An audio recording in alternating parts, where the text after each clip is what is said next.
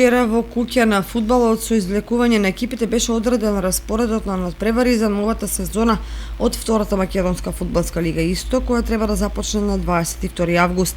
Ждрепката сакаше и Осогово и Слога првенството да го отворат како гости.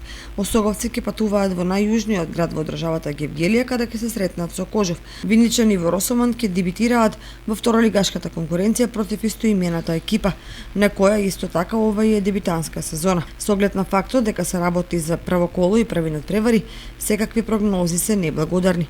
Еве ги двојките во првото коло. Во Прилеп ќе играат Победа и Кидго, во Росоман и Слога Виница, во Македонска Каменица Саса Каменица и Брегалница Штип, во Радовиш Плачковица и Тиквеж од Кавадарци и во Гевгелија Кожов Осогово.